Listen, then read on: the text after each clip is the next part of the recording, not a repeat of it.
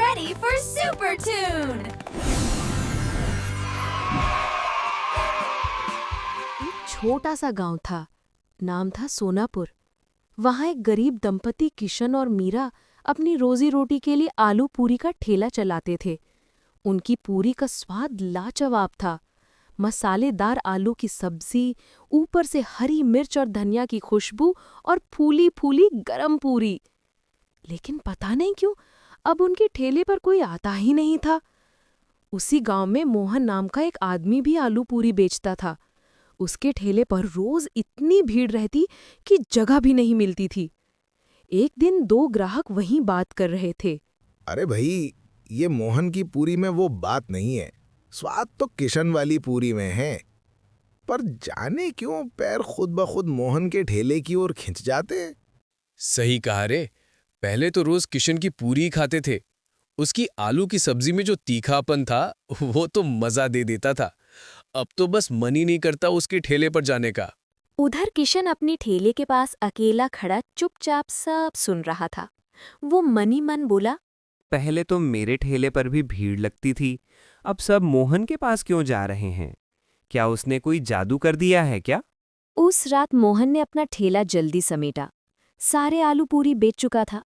घर पहुंचते ही उसकी पत्नी सजन बोली, जी, आज तो अमावस्या की रात है, याद है ना? हाँ, याद है। तुमने तैयारी कर ली?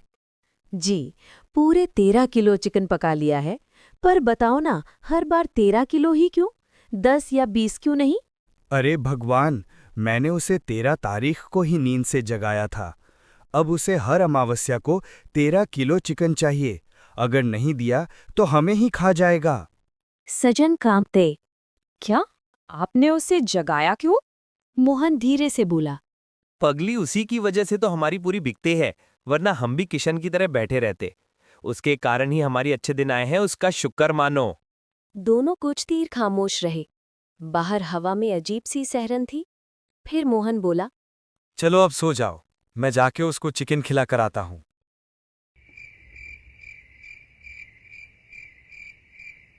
आखिर वो कौन है जो हर अमावस्या को 13 किलो चिकन मांगता है?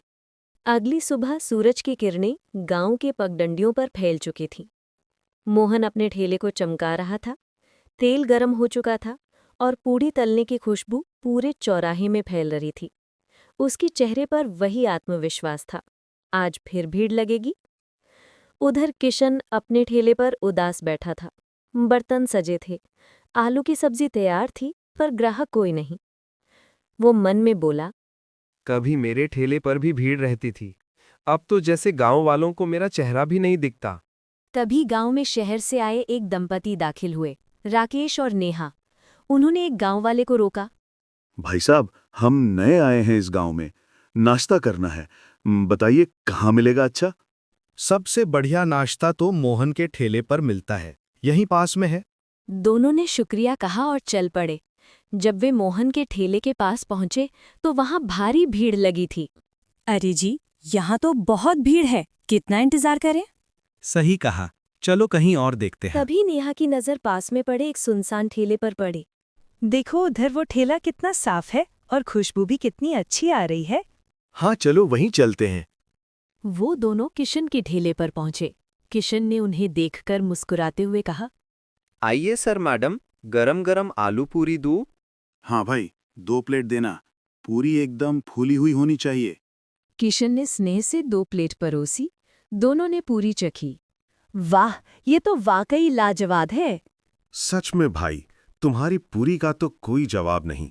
पर एक बात बताओ, इतने बढ़िया स्वाद के बाद भी यहाँ कोई ग्राहक क्यों नहीं? क्या बताऊं साहब, उस मोहन ने कुछ जादू कर रखा है। गांव वाले अब मेरे ठेले की तरफ देखते भी नहीं। आप शहर से हैं इसलिए बच गए, नहीं तो आपके पैर भी उसी के ठेले की ओर खिंच जाते। अरे भैया, ऐसा कुछ नहीं होता। अपने कर्म देखिए, जादू टोने पर क्यों दोष डालते हैं? इतना कहकर दोनों चले गए। पर उधर मोहन ये सब दूर से देख रहा था। वो तुरंत अपना ठेला समेटकर जंगल की ओर निकल गया। अंधेरा गिरने लगा था। जंगल के भीतर वो एक पुरानी गुफा में दाखिल हुआ।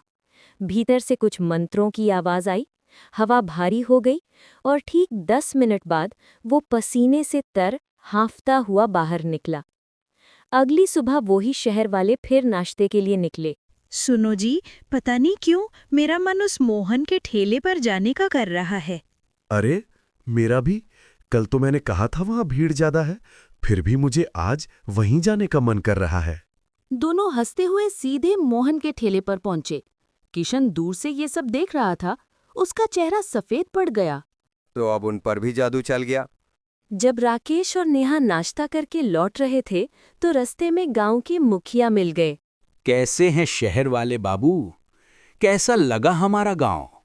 बहुत प्यारा गांव है मुखिया जी। बस एक अजीब बात है, कल हम किशन के ठेले पर गए थे।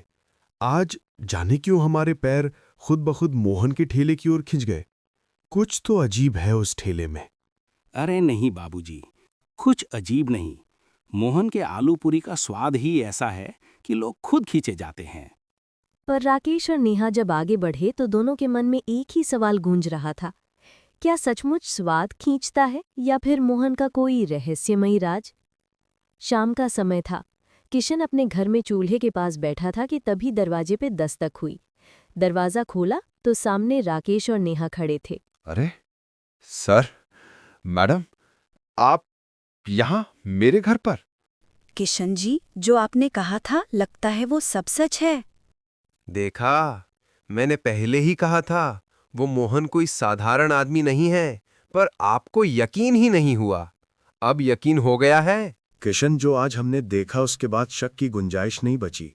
किशन हैरान होकर बोला, क्या देखा आपने? हमने मोहन को जंगल की तरफ जाते देखा। एक थैली में कुछ था, शायद वही राज छिपा है। वाह, तो फिर देर किस बात की?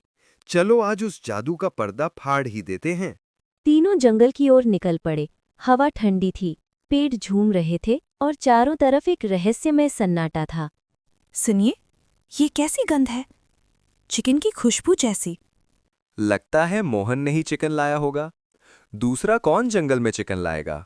कुछ दूर जाने पर उन्हें एक पुरानी गुफा दिखाई दी। गुफा के भीतर से किसी के बड़बड़ाने की आवाज आ रही थी, जैसे कोई मंत्र पढ़ रहा हो। किशन, सुनो, ये आवाज मोहन की लग रही है। मुझे डर लग रहा है, वापस चले? नहीं नेहा जी, अब पीछे नहीं हटेंगे। चलिए। तीनों धीरे धीरे गुफा के अंदर गए। उस रात के बाद किशन, राकेश और नेहा को किसी ने फिर कभी नहीं देखा। कहते हैं तीनों उसी गुफा में कैद हो गए और मोहन का राज राज ही रह गया। अगली सुबह मोहन ने हमेशा की तरह अपना ठेला लगाया, मुस्कुराते हुए पूरी तलने लगा और इसी तरह खत्म हो गई कहानी एक लालची आलू पूरी वाले की। इस तरह के हिंदी कहानी देखने के लिए हमारे चैनल सुपर टून्स को सब्सक्राइब करें और बेल आइकन दबाना ना भूलें। और कमेंट में बताएं आपको ये कहानी कैसा लगा।